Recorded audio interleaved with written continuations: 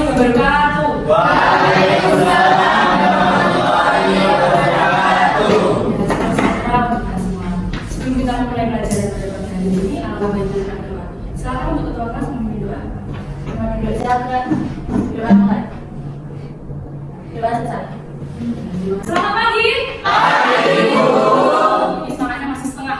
Biar lebih full, kita pemanasan dulu. Berdiri dulu, berdiri.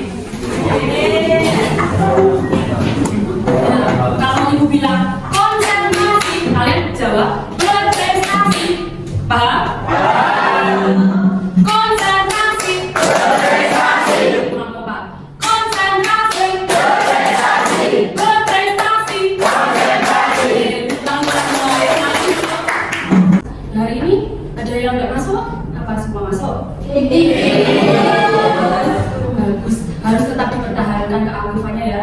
Kalau bisa, kalau memang tidak ada kendala, kalau memang tidak sakit, kalian harus tetap masuk sekolah. Ada yang ingat apa yang minggu lalu? Tidak, berarti tidak belajar dong. Tidak, Bu. Nah, tidak boleh seperti itu ya. Ya sebelum besoknya untuk ke sekolah, sebelum ada materi baru, kalian itu harus mereview materi sebelumnya. Jadi kalian bisa melanjutkan materi sebelumnya itu berturut-turut. Nah, hari ini kita akan membahas materi baru yaitu bentuk-bentuk badan usaha. Sebelumnya ibu akan membacakan capaian tujuannya. Yang pertama, siswa dapat memahami apa saja bentuk-bentuk badan usaha, serta memahami pengertian badan usaha. Yang kedua, siswa dapat mengetahui macam-macam badan usaha yang ada di Indonesia. Selanjutnya, nah ibu mau tanya, apakah kalian tahu apa itu badan usaha? Belum tahu? Belum. Nanti kita belajar bersama-sama. Kalau badan usaha yang ada di Indonesia, setahu kalian apa?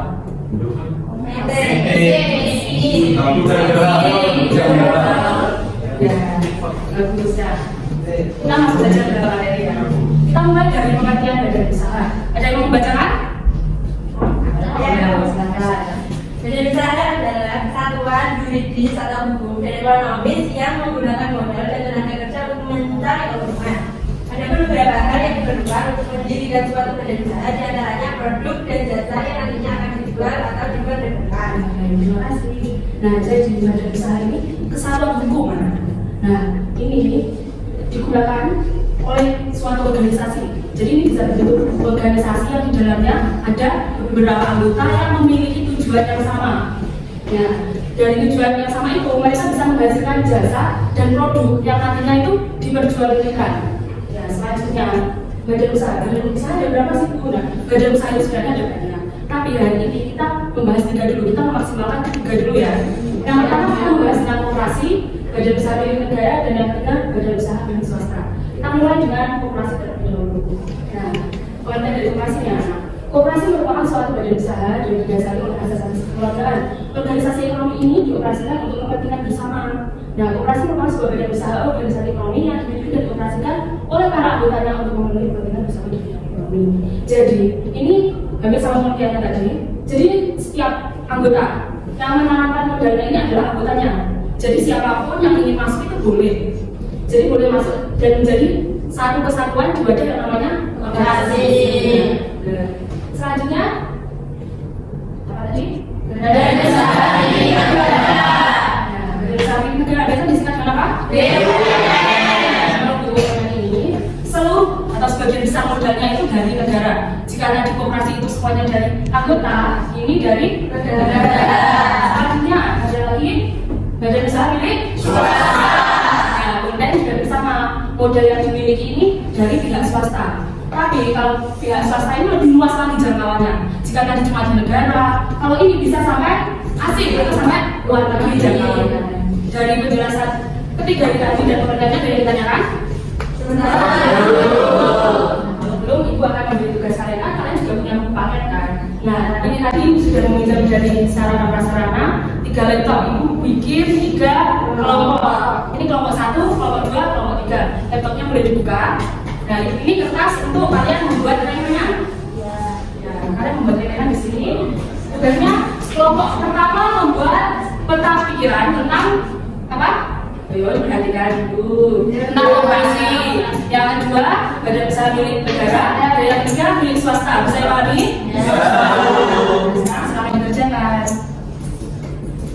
Jadi kalian boleh membantu. Aplikasinya terserah kalian. Kalian boleh pakai Canva, boleh pakai Canva, juga boleh pakai di sana kalian bisa menulis apa saja sih kooperasi dalamnya, kalian bisa menulis tujuannya apa saja sih. Ya, ayo. Bersama. Ya, ada yang membuat tujuan.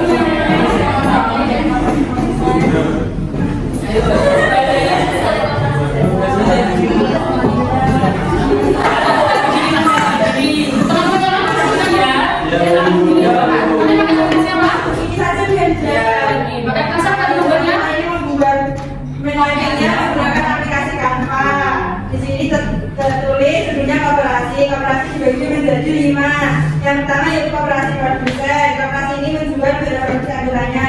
Ada koperasi jasa, kegiatan jasa atau pelayanan bagi anggotanya. Ada koperasi konsumen yang diperuntukkan bagi konsumen. Koperasi serbaguna yang menyediakan beberapa layanan. Dan koperasi simpan pinjam untuk anggota yang membutuhkan uang dalam jangka pendek.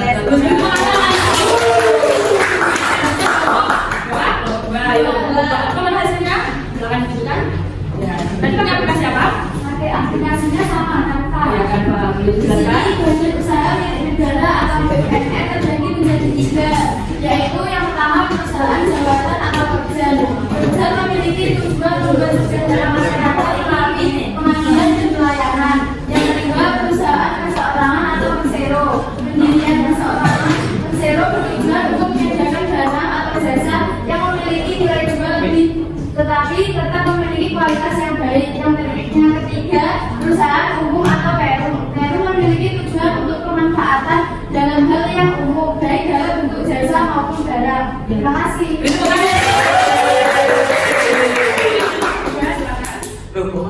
Ayo silakan. Maksudnya bagus, dia malu.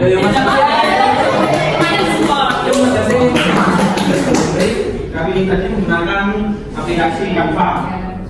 Kami menjelaskan badan usaha milik swasta atau BUMS.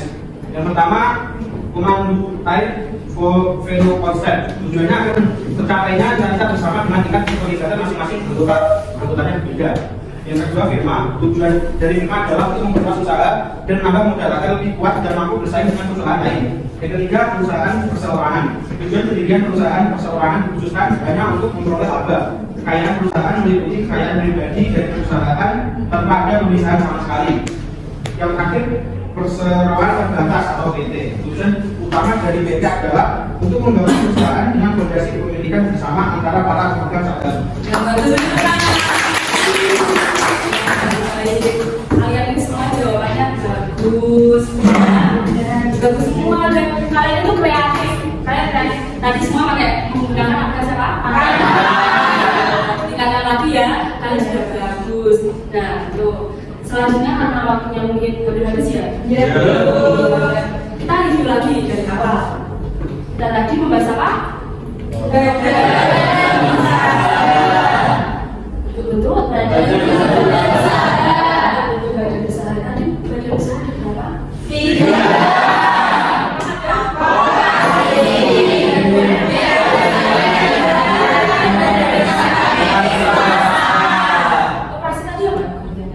Koperasi merupakan sebuah badan usaha atau dana ekonomi yang dimiliki dan dioperasikan oleh para anggotanya untuk memenuhi kepentingan bersama dunia ekonomi. Kalau yang kedua tadi dari nah yang kedua tadi modalnya dari siapa? Modalnya dari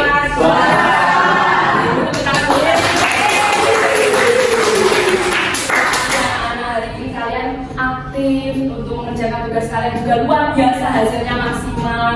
Nah, harus terus dipertahankan ya Nana. Sekian tadi yang dapat Ibu bawakan. Ada kurang lebihnya mohon maaf. Ibu akhiri wassalamualaikum warahmatullahi wabarakatuh.